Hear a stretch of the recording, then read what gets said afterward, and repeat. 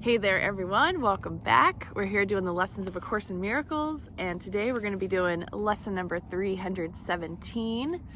We pulled the RV into a new spot last night. As you can see, the scenery has changed just a little bit.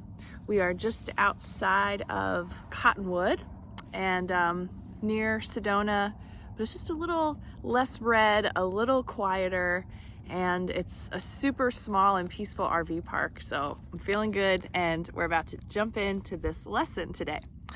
Lesson number 317. I follow in the way appointed me. I have a special place to fill, a role for me alone.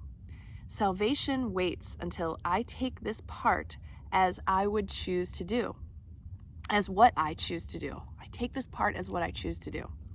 Until I make this choice, I am the slave of time and human destiny. But when I willingly and gladly go the way my Father's plan appointed me to go, then will I recognize salvation is already here, already given all my brothers and already mine as well. Father, your way is what I choose today. Where it would lead me, do I choose to go? What it would have me do, I choose to do. Your way is certain and the end secure.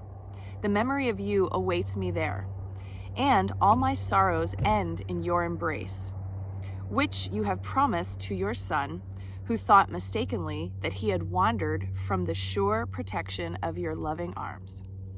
And that is lesson 317. I follow in the way appointed me. Follow in the way appointed me.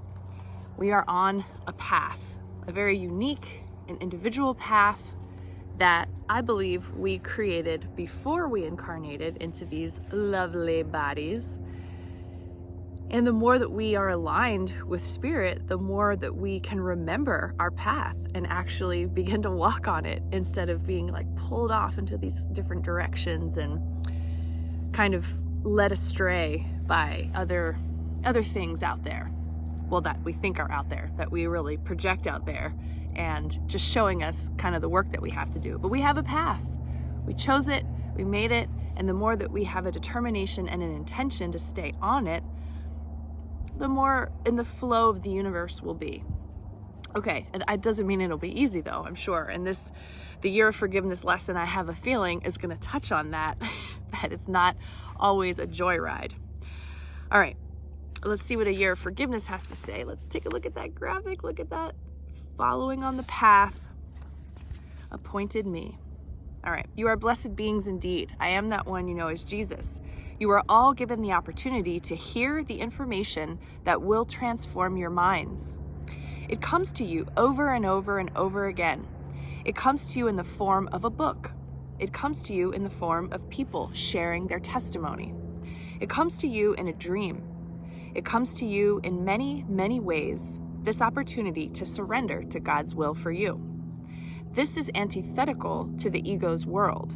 It does not want to surrender to anything. But as you may have noticed, as you go through life, you become more and more disillusioned because the illusions do not live up to the ego's story about what they will be. A new body, a new boyfriend, a new car, a new job, a new country you move to, or a bigger house. It doesn't matter. The illusions you have been taught to follow and the inclination to follow eventually will begin to disappoint you. That is disillusionment.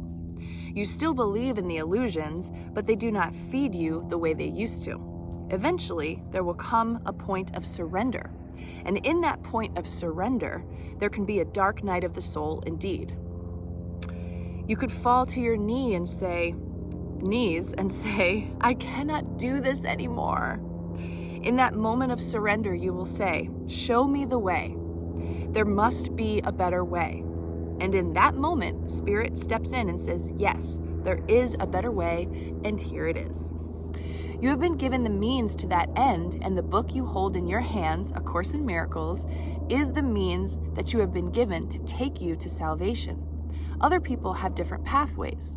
Other people have different routes. There are 1,000 routes to heaven. But if you are doing this lesson and this work speaks to you, then you have found your means to an end. Follow it, love it, enjoy it, and trust in your life to show you the next thing you need to work on. It will come to you every day. Each day, there will be something that feels a little off that you know is not correct. Trust that it will reveal itself to you. You do not need to go digging for it. It will show itself in negative emotions, sadness, depression, guilt, shame, or fear.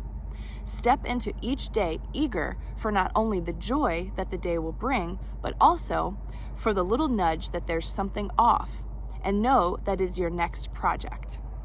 That is the next little piece of forgiveness work you will do. Get up each day optimistic. Get up each day happy that you have another opportunity to be part of this most wonderful 3D experience. Yes, it is challenging. Yes, it is tiring. Yes, it can be exhausting when you're off track. But once you have found the means to the end, things will improve. I am that one you know as Jesus, and we will speak to you tomorrow. I follow in the way appointed me.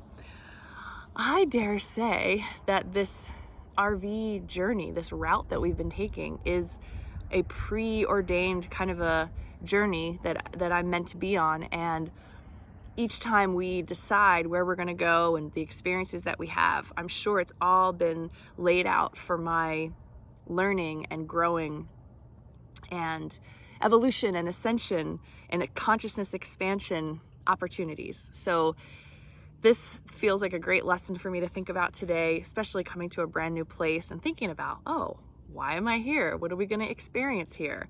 We're going to be here for a few weeks, and certainly there's going to be some things that occur and some relationships that build. And actually, when we were at our last place in in Phoenix, I felt a little bit of attachment to that place. I really didn't want to leave the area last night. So it's interesting how staying mobile and kind of like restarting every so often helps me see attachment and my desires for things that are maybe not in my best interest at the moment. So yeah, lots to think about. Your path is telling you something if you're open to hearing it, and I hope that you are feeling like you are on the correct path. But if you're not, that's totally okay. You can time out and start, go another direction, check in, feel what inspires you, what makes you feel that gratitude around you, and follow that feeling, because that's going to take you to bliss. Mwah. Have a wonderful day. I'll see you tomorrow.